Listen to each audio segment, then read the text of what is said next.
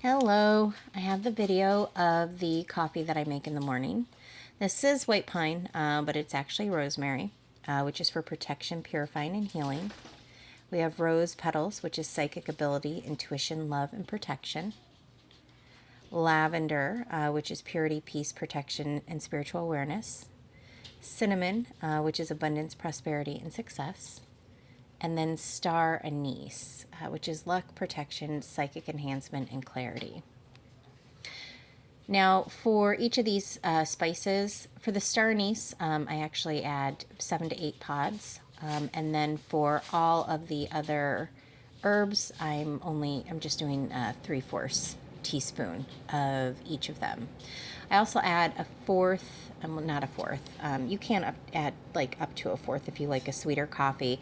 I add about 1/8, maybe a little bit more than 1/8 teaspoon of sugar. I will alternate whatever is, it doesn't really matter to me which one. I will switch in between honey and sugar. They are both meant to, they're added for abundance and pleasure.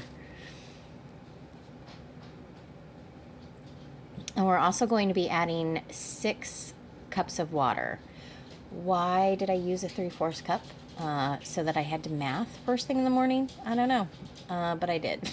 It was a choice that I made. And I just put it in cups to make it a little bit easier to pour over here. So we are adding about 6 cups of water. I do want to let you know that I simmer this. This simmers for at least 45 minutes. Like this isn't a quick thing. And I cook it down by about a cup. It tends to be a soft simmer, or like a really light boil, for about between like 45 minutes to an hour, unless you forget about it like I did in this video. And then you have a little bit of a thicker coffee. It's at this point I realized I forgot to add the coffee. And I was like, why does this look different? This looks weird. And I was like, oh, because this is tea. So I went and grabbed the coffee.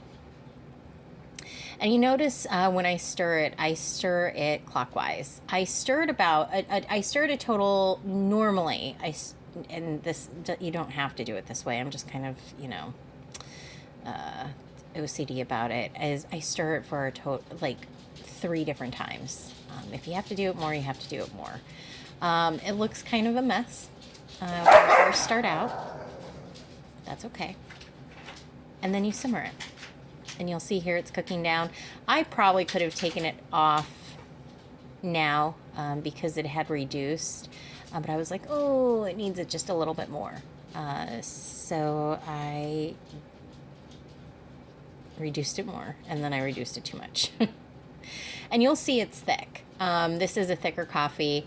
I got the idea after my friend and I were talking about Turkish coffee, and I was like, I need to try Turkish coffee in my life.